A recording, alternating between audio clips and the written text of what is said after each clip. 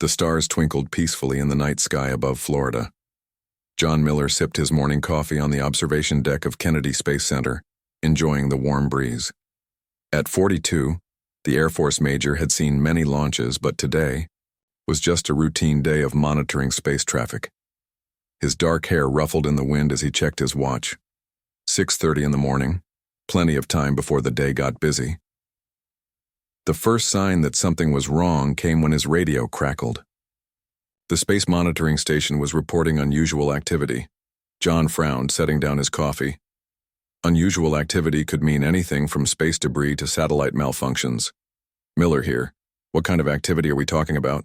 He asked. The voice on the other end sounded tense. Sir, we're tracking multiple objects entering Earth's atmosphere. They're slowing down. John's military training kicked in immediately.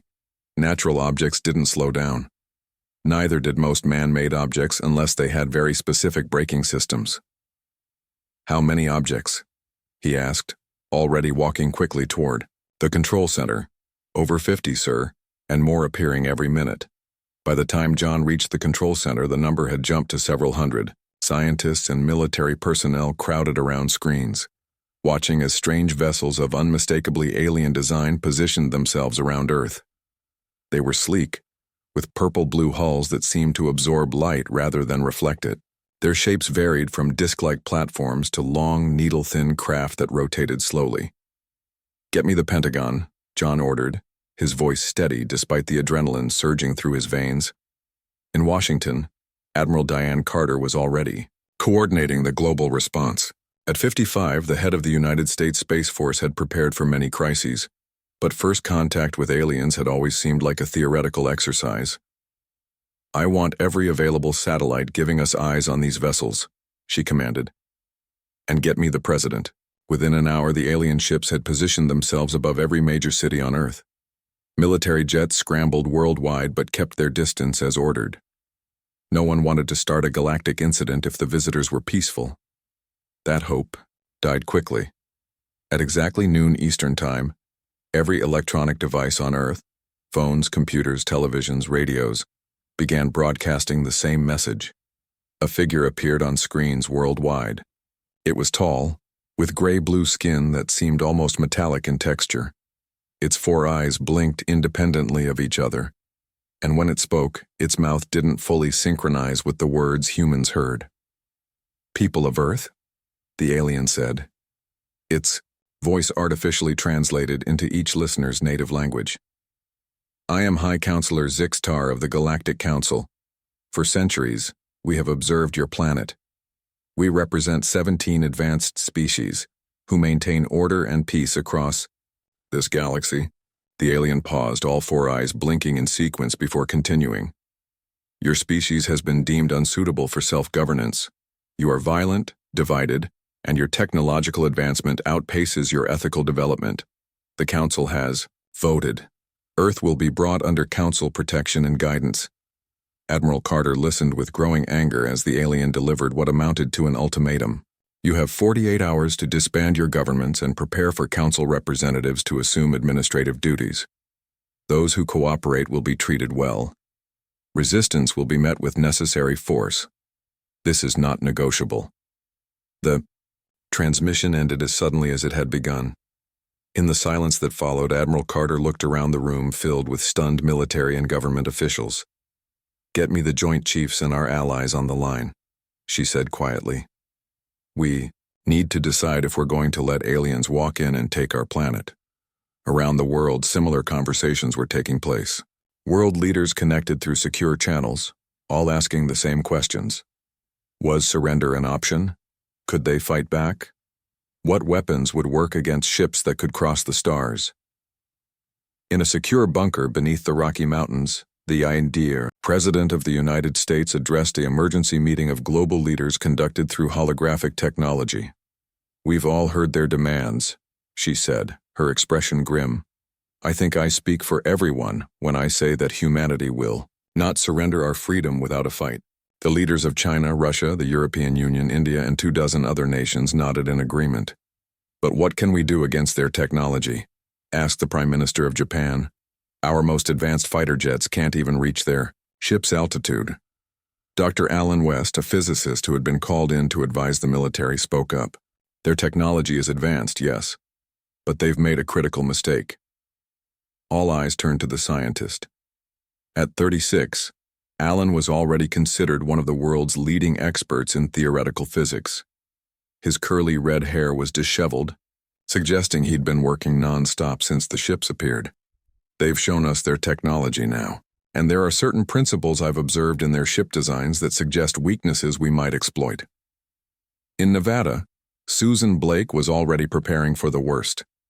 The Navy commander had been tasked with establishing a resistance training program just in case conventional military forces failed. Listen up, she told the gathered soldiers and civilians. Those aliens think we're just going to roll over. They think we're primitive, and maybe compared to them, we are.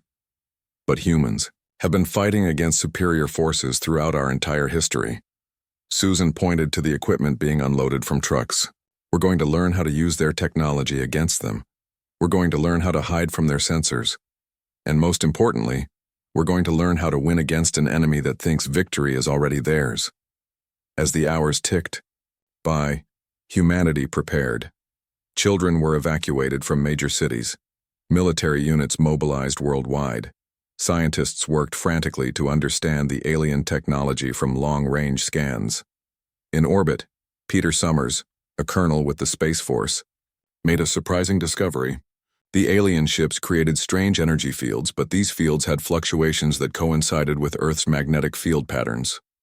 There's something about our planet that they didn't account for, he reported to Admiral Carter. They're scanning. Technology seems to have blind spots when it interacts with our magnetic field. This discovery led to a desperate plan. If humans could hide key resources and personnel in these blind spots, they might have a chance to develop countermeasures. The deadline approached. Humanity did not prepare white flags of surrender. Instead, in labs and factories hidden from alien sensors, they prepared weapons of war. In bunkers and mountain hideaways, they established command centers that would survive the first attack. The aliens had expected fear and submission. What they would get was humanity's ferocious determination to survive. When the 48-hour deadline expired, the alien ships began to move. The war for Earth had begun, and the Council was about to learn why conquering humans was a terrible mistake. The first attack came exactly as the deadline passed. Alien ships positioned above military bases worldwide fired beams of intense blue light. Buildings crumbled, aircraft exploded on runways, submarines in ports melted into the water. The Council forces struck with surgical precision, targeting only military assets while avoiding civilian areas. Alan West watched the footage from his underground lab in Nevada. The physicist had been right about one thing. The aliens were following predictable attack patterns. They clearly expected humanity to be shocked into submission by their show of force. They don't understand us at all, Alan muttered as he studied the energy readings from the attacks. His team had sensors deployed around the world, gathering data on alien weapons and shields. Something about the way their technology interacted with Earth's environment wasn't matching theoretical models. Alan's assistant, Karen Bailey, pointed to an anomaly in the readings. Look at this. Their energy weapons create a specific harmonic frequency when they hit our atmosphere. It's like they're tuned for a different atmospheric composition. Alan finished her thought. They've optimized their weapons for use on other worlds. This was their first real advantage. The aliens' weapons, while devastatingly powerful, were not working at full efficiency in Earth's unique atmosphere. Alan immediately sent this information to the Resistance Network. In the forests of Colorado, Commander Susan Blake was training her first group of resistance fighters. The news from Alan's team gave her hope.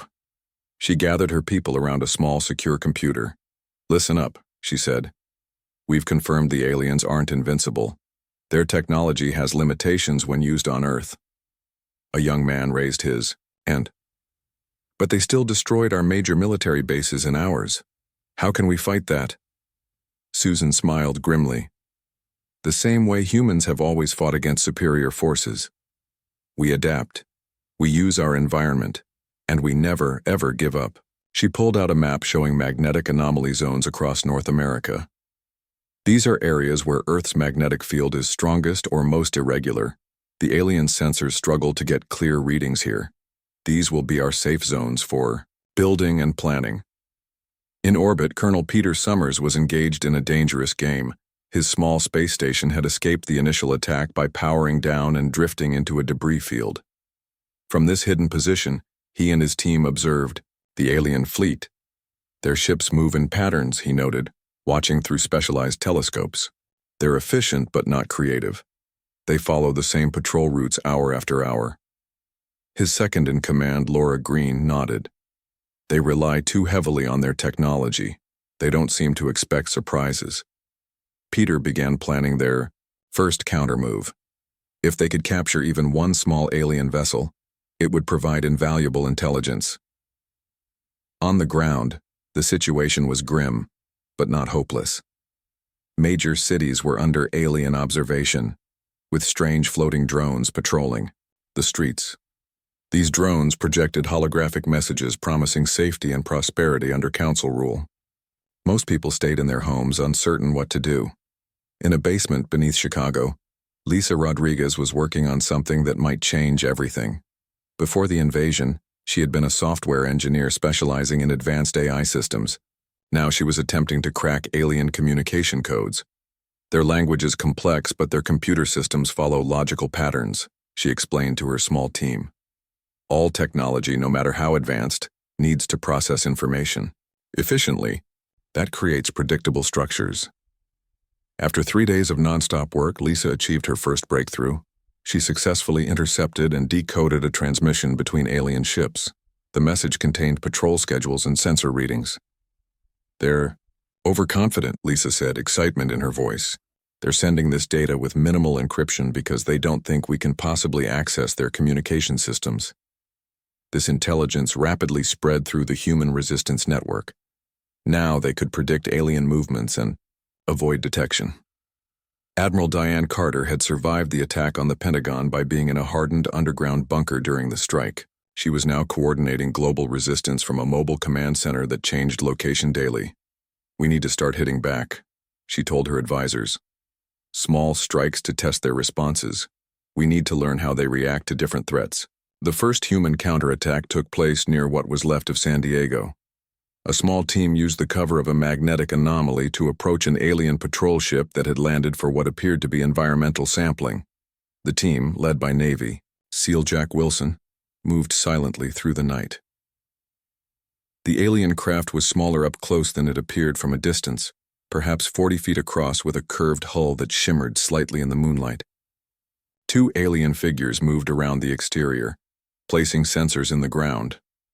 Jack gave the signal, and his team fired specially modified weapons. Instead of bullets, they fired darts loaded with a powerful sedative developed from studying alien biological samples collected from their landing sites. The aliens dropped quickly. The team rushed forward, securing the perimeter while Jack examined the ship's entry point. No obvious door, he muttered. Then he noticed how one of the unconscious aliens had been holding a small device. He carefully took it and held it up to different areas of the hull. A section of the ship suddenly became transparent, creating an entrance. "We're in," Jack said into his radio. "Package secured. Beginning extraction."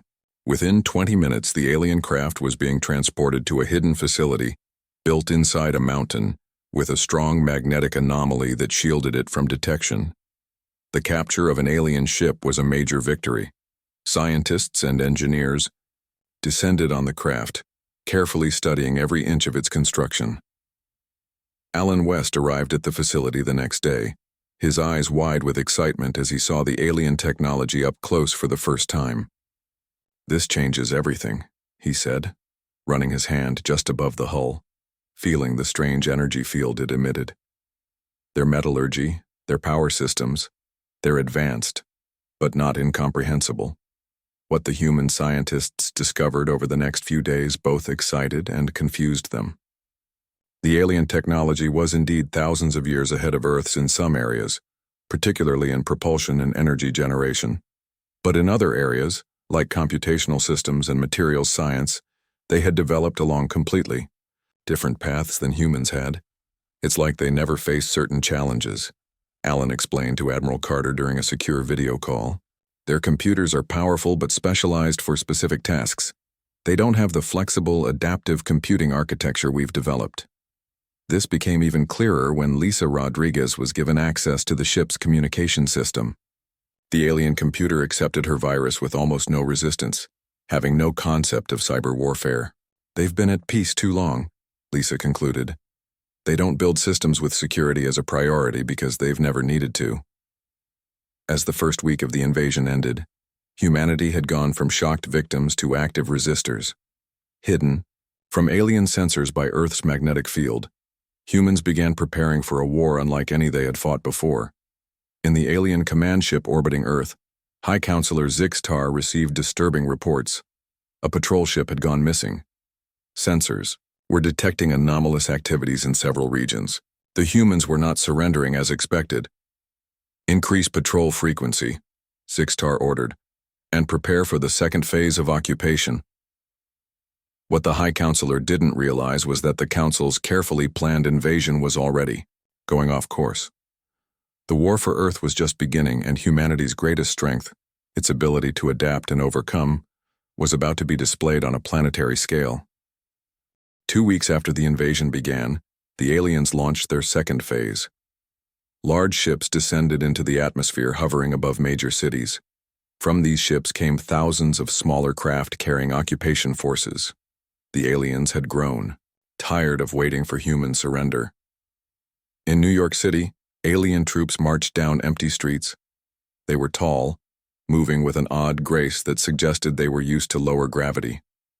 Their armor glowed with soft blue light, and their weapons looked like nothing humans had seen before. The aliens found the city eerily quiet. Most civilians had either fled or were hiding. The few people they encountered were quickly tagged with monitoring devices and released.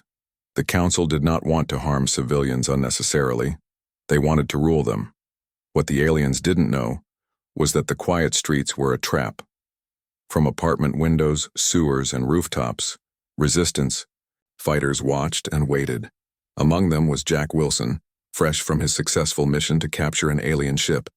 "Remember," Jack whispered into his radio, "we wait for the signal. Then we hit them with everything we've got." The aliens reached Times Square, setting up what appeared to be a command post. Holographic projectors sprang to life, displaying messages in multiple human languages about the benefits of Council rule. In a secret bunker beneath Central Park, Lisa Rodriguez gave a thumbs up to her team. "Virus uploaded," she said. "Their communication should go down in 3, 2, 1. Across the city, alien troops suddenly stopped in confusion as their helmet displays went blank. The coordinated movements of their formations faltered. "Now," Jack ordered. From 100 hidden positions, humans opened fire. They weren't using conventional weapons. Thanks to Alan West's research team, they had modified their guns to emit frequencies that disrupted alien energy shields. The new ammunition was designed to penetrate alien armor at its weakest points. The aliens were caught completely by surprise. Their training hadn't prepared them for urban guerrilla warfare. They tried to form defensive positions, but humans attacked from all directions, using their knowledge of the city to outmaneuver the invaders. Similar scenes played out in cities worldwide. The Council forces found themselves fighting an enemy that refused to meet them in open battle, instead striking from shadows and retreating before retaliation could be organized. In Earth orbit, Colonel Peter Summers launched his own operation. Using the alien ship captured earlier, his team approached one of the larger Council vessels. The ship's identification codes, cracked by Lisa Rodriguez, allowed them to dock without raising alarms. "We have 20 minutes before they realize this isn't a regular patrol returning," Peter told his team. "Make every second count." The humans moved through the alien ship, planting specialized devices designed by Alan West. These weren't bombs. They were data collectors designed to steal information from the ship's systems while remaining undetected. In the ship's engine room, Peter stared in awe at the massive power core. "This is what we came for," he said. "Take all the readings. You can. The team barely escaped before their deception was discovered. As their stolen ship raced back toward Earth, alien weapons fire followed them. But Peter had learned to pilot the craft well enough to make use of its impressive maneuverability. "We've got what we needed," he radioed to Admiral Carter as they entered Earth's atmosphere. "Their ships use a form of antimatter for power, and we know how to disrupt it." On the ground, the resistance was growing bolder. In Chicago, Commander Susan Blake led a raid on an alien supply depot. Her fighters moved silently through the night using the jamming technology developed by Lisa to blind alien sensors. "Take only what we need," Susan instructed as they broke into the facility. "Focus on weapons and medical supplies." Inside, they found strange devices they couldn't identify. Susan ordered them taken as well. Every piece of alien technology might provide new insights. As her team was finishing the raid, alien reinforcements arrived unexpectedly. Susan and 3 others were cut off from the main group. "Go," she ordered. The others threw her radio. "Get the supplies back to base. We'll find another way out." Susan led her small group deeper into the alien facility. They discovered what appeared to be a communication center. Alien operators worked at stations displaying holographic maps of Earth. "Change of plans," Susan whispered. "We're going to cause a distraction." Using their modified weapons, they attacked the communication center. The aliens responded with surprising slowness. They weren't soldiers but technicians, unused to combat. Susan's team quickly secured the room, taking minimal casualties. "Lisa's going to love this," Susan said, looking at the alien communication equipment. "Get pictures of everything before we destroy it." The team set explosive charges, then fought their way out through a service tunnel. Behind them, the communication center erupted in flames. The loss of the facility created a blind spot in alien surveillance networks that would benefit resistance operations for days. In Nevada, Alan West made a breakthrough that would change the course of the war. By studying the captured alien ship's propulsion system, he discovered principles that could be applied to human weapons. Their faster-than-light drives manipulate space-time in ways we've only theorized about, he explained to Admiral Carter during a secure call. But the basic principles can be adapted to create weapons that bypass their defensive shields entirely. Carter's eyes widened. "How quickly can you build a prototype?" 2 days, Alan replied. "But we'll need to raid more of their supply ships for certain materials." The Admiral nodded. "You'll get what you need." In orbit, the alien command ship received concerning reports from across the planet. High Counselor Zix Tar summoned his, military advisor Krelnox. "Explain why these primitives continue to resist," Zix Tar demanded. "Your forces outnumber them. Your technology is superior, yet they continue to attack and evade." Krelnox looked uncomfortable. "High Counselor, the humans are not fighting as expected. They don't meet our forces in direct combat. They strike from hiding, then disappear before we can respond effectively." "Adapt your tactics," Zixtar ordered. "Find their hidden bases. Crush this resistance before the other council members begin to question our decision." But finding human bases proved nearly impossible. The resistance used Earth's magnetic anomalies to hide their locations. They communicated using old technologies that the aliens had dismissed as primitive. Radio signals sent in brief bursts, paper maps, and even human messengers. Admiral Carter coordinated the global resistance from a constantly moving command center. She never stayed in one location for more than 6 hours, making it impossible for the aliens to track her. "We're actually winning," she told her staff during one briefing. "Not quickly and not everywhere, but their hold is weakening." A month into the invasion, Alan West completed his prototype weapon. It was bulky and required enormous power, but its effects were spectacular. During the first test, it created a tiny ripple in space-time that passed through alien shields as if they weren't there. "The next version will be portable," Alan promised, "and much more powerful."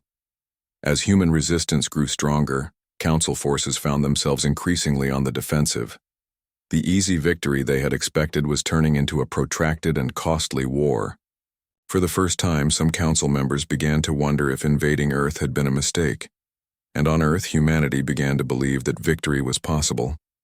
They had faced the stars themselves and refused to surrender. The alien technology they captured was already leading to advances that would have taken centuries to develop otherwise. The war was far from over, but the tide was beginning to turn. 3 months into the war, Dr. Kate Nelson made a discovery that would change everything. As a biologist working in a hidden lab beneath Seattle, she had been studying captured alien tissue samples. What she found left her stunned.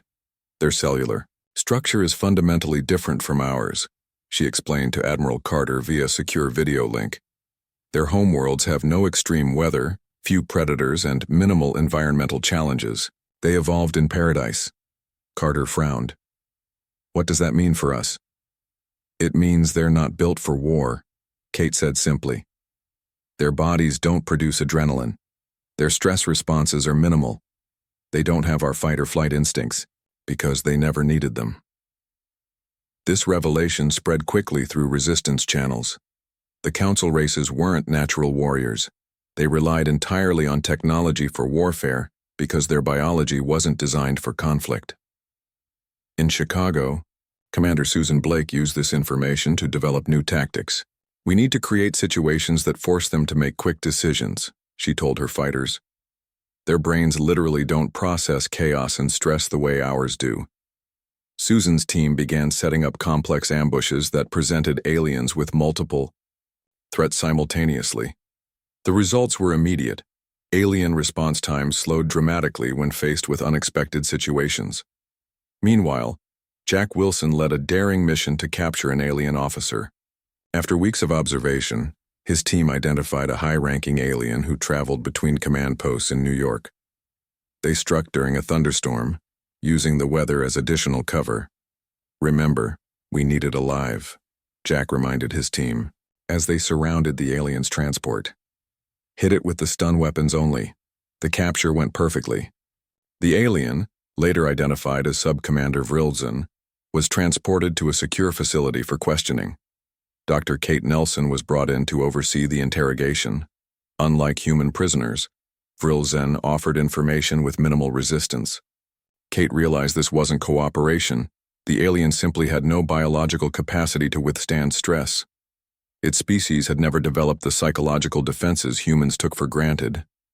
Why did the Council invade Earth? Kate asked directly.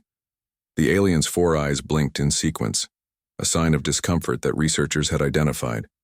Fear, it answered eventually. Our predictive models showed that within 300 years, humans would surpass all Council races technologically. Your species adapts too quickly. So this wasn't about guiding a primitive species. It was about stopping us before we could become a threat, Kate said. Yes, Vrilzen admitted. The Council has observed your kind for centuries. No other species we have encountered evolves their technology so rapidly. It was deemed concerning. This information was immediately sent to Admiral Carter. The invasion wasn't about benevolent guidance. It was a preventive strike motivated by fear of human potential. In orbit, Colonel Peter Summers prepared for the most ambitious mission yet. Using the data collected from previous operations, Alan West had designed modifications for the captured alien ships. These changes would allow them to approach the main Council command vessel without detection. We won't get a second chance at this, Peter told his volunteer crew. If we succeed, we deal the aliens a blow they can't recover from. The plan was audacious. Infiltrate the command ship, capture key Council leaders, and force a negotiation to end the war. 20 humans using 3 modified alien vessels would attempt what seemed impossible. As they approached the massive command ship, Peter felt a strange calm. 6 months ago, the sight of alien vessels had filled humans with dread. Now they were flying them. Approaching docking bay, his pilot, Sam Reeves, announced, "Transponder codes accepted. They think we're returning from patrol." The 3 ships landed in separate docking bays. Each team had specific objectives. One would secure the engine room, another would disable communications, and Peter's team would head for the command center. They moved through the ship's corridors, their modified alien armor hiding their human identities. Thanks to Lisa Rodriguez's work decoding alien communications, they could understand and respond to any challenges. In the engine room, Sam's team placed special devices developed by Alan West. These weren't designed to destroy the ship. They would temporarily disrupt its power systems at a crucial moment. The communication team, led by Laura Green, reached their target with minimal resistance. Most of these aliens are technicians, not soldiers, Laura observed as they secured the room. They don't even carry weapons. Peter's team faced the greatest challenge, reaching the command center where High Counselor Zix Tar and other leaders were meeting. As they approached, they encountered the first real resistance, actual alien security forces. "Stick to the plan," Peter ordered as they took cover from energy weapons fire. "Sam, are the disruptors in place?" "Ready on your mark," Sam's voice came through the comm. "Laura, status on communications." "Communications disabled, they can't call for help," Peter nodded.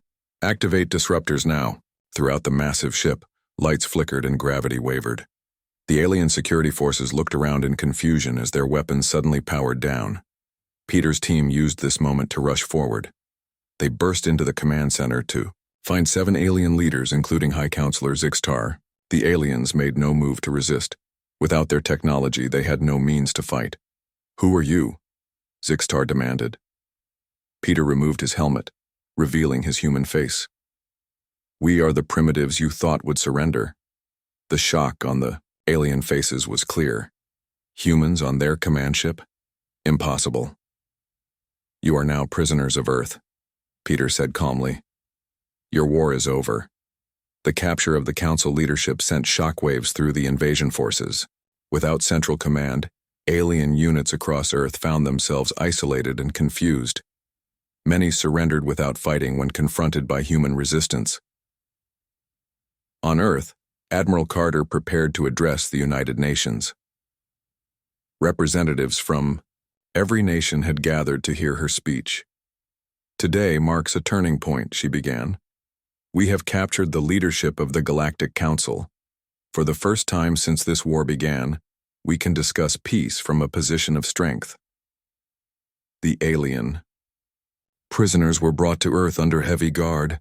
Among them, 3 were actual council members, representatives of the governing body that had ordered Earth's subjugation. Dr. Kate Nelson was assigned to study them more closely. She discovered something unexpected: genuine confusion. "They truly don't understand how we defeated them," she reported to Admiral Carter. "Their civilization has been stable for thousands of years. The concept of rapid adaptation is foreign to them." The eldest council member, Nivrath, requested a meeting with Earth's leaders. In a heavily guarded room, representatives from major nations gathered to hear what the alien had to say. "In all our history," Nivrath began slowly, "we have never encountered a species like yours. We believed our technology made us superior. We were wrong." The alien's 4 eyes blinked in sequence as it continued. "Your adaptability, your tenacity, your willingness to unite against external threats, these are strengths we had forgotten."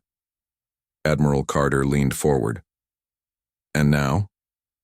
"Now," Nivrath said, "the Council deeply regrets our actions. We offer peace, and if you will accept it, an exchange of knowledge." The war that was supposed to subjugate humanity had instead revealed its greatest strengths. As negotiations began, Earth stood not as a conquered world, but as a rising power that had earned its place among the stars. 1 year after the failed invasion, Earth had changed forever. The United Nations building in New York now featured a new wing where alien representatives met with human leaders. Ships from distant worlds visited regularly, bringing diplomats, scientists, and traders. Admiral Diane Carter, now serving as Earth's first ambassador to the Galactic Council, looked out from her office window at the rebuilt skyline. The war had damaged many cities, but the reconstruction had happened with amazing speed, thanks to alien technology freely shared as part of the peace treaty. "It's still hard to believe how much has changed," she said to Jack Wilson, who stood beside her. After his successful missions during the war, Jack had been appointed head of Earth's new security force. "They came to conquer us and ended up becoming our trading partners," Jack said with a slight smile. "Not how anyone expected this to end." The peace negotiations had been surprisingly straightforward. Once the Council leadership understood that Humans would not accept any form of outside control.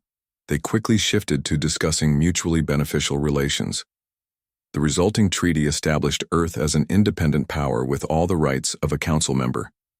But the most important part of the treaty involved technology exchange. In return for human innovations in adaptation, computing, and medicine, the council races shared advancements in energy production, space travel, and materials science. In a laboratory at MIT, Alan West was working with 3 alien scientists. Together, they were developing a new form of faster-than-light travel that combined council knowledge with human insights. The breakthrough came when we stopped trying to eliminate the quantum fluctuations and instead used them as navigation markers, Alan explained to a group of students. It was a typically human approach. Instead of fighting against nature, we adapted to work with it. The alien scientist beside him, a being named Trell Van from a world 20 light-years away, nodded in agreement. This is why the exchange program has been so valuable. Our civilizations developed along completely different paths. Together, we achieve what neither could alone. In Chicago, Dr. Kate Nelson led the Xenobiology Research Center. Her work studying alien biology had led to incredible medical advances. Human doctors now had treatments for diseases that had once been fatal, while council races benefited from human research on adaptation and cellular regeneration. The differences in our evolutionary paths created complementary knowledge, Kate told a reporter during an interview. They evolved in stable environments and developed perfect efficiency. We evolved in chaos and developed perfect adaptability. Together, these approaches solve problems neither of us could address alone. The most visible sign of the new relationship was in space. Above Earth, the first human-built faster-than-light ship was nearing completion. Named Unity, it had been constructed using a combination of human and alien designs. When finished, it would be the fastest ship in the galaxy, capable of reaching the nearest council world in just 3 days. Commander Susan Blake had been selected to captain Unity on its maiden voyage. She stood in a viewing platform with Peter Summers watching as construction drones swarmed around the massive vessel. Did you ever imagine this when we were hiding in magnetic anomaly zones, planning guerrilla attacks? She asked. Peter shook his head. Never. I thought we'd be lucky just to survive. And now we're going to the stars. Susan smiled, with an invitation instead of as conquerors. Not everything had gone smoothly during the transition. Some humans distrusted the aliens and believed the peace treaty was a trick. Similarly, several council races argued that humans were too unpredictable and dangerous to be trusted with advanced technology. But these voices were increasingly in the minority. The benefits of cooperation were too clear to ignore. In the rebuilt United Nations chamber, a special session was underway. Representatives from Earth and the Galactic Council had gathered to formalize Earth's status as an associate member of the Council. Niv Rath, the elder council member who had first offered peace, addressed the assembly. A year ago, we made a terrible mistake. We judged humanity as primitive based on your technological development, ignoring the incredible adaptability and resilience that defines your species. The alien's voice carried clearly through the hall. In attacking Earth, we inadvertently discovered a truth we had forgotten. True advancement comes not from comfort and stability, but from overcoming challenges. As Nivrath spoke, Lisa Rodriguez listened from her position as head of Earth's new interstellar communications network. Her work decoding alien transmissions during the war had evolved into creating systems that allowed humans and aliens to share information seamlessly. The Council has existed for 12,000 years, Nivrath continued. In that time, we achieved great technological advancement but lost something vital, the drive to adapt and overcome. Humanity has reminded us of what we once were. When the formal ceremony concluded, Admiral Carter signed the agreement that officially recognized Earth as a sovereign power with standing equal to any Council world. The document specifically acknowledged humanity's right to develop independently, without oversight or interference. As cameras recorded the historic moment, Carter shook hands with the alien representatives. "A year ago, you came to conquer us," she said quietly to Nivrath. Today we join as equals. That may be the fastest rise of any species in galactic history. Nivrath made the gesture that humans had learned was the equivalent of a smile. The council deeply regretted our actions almost immediately. But now, many of us believe it may have been the best mistake we ever made. After the ceremony, a celebration took place in New York's Central Park. Humans and aliens mingled freely, sharing food, music, and stories. Children who had once hidden in fear from alien ships now looked up at the stars with excitement instead of dread. Alan West found himself standing next to High Counselor Zix Tar, who had remained on Earth as part of the diplomatic mission. The alien who had once ordered Earth's conquest, now worked tirelessly to build peaceful relations. "Your species will change the galaxy," Zix Tar said, watching the celebrations. "Already, your ideas and approaches are spreading among council worlds. You've awakened something that had been sleeping for too long." "What's that?" Alan asked. "Curiosity, creativity, the drive to explore not just stars, but ideas." The alien turned its 4 eyes toward him. "For thousands of years we advanced, technologically but stagnated culturally. You've reminded us what it means to dream." As night fell, the first graduates of Earth's Space Academy performed a flyby in ships that blended human and alien design. They soared over the city in tight formation, then shot upward toward the stars, a symbol of humanity's new direction. Admiral Carter watched them go with pride. In just 1 year, humans had gone from fighting for survival to preparing for journeys beyond their solar system. It was an unprecedented leap forward, born from the crucible of a war they were never supposed to win. The aliens had waged war on Earth, and their regret had been immediate. But from that regret had come something neither side could have imagined, a partnership that would reshape the future of the galaxy.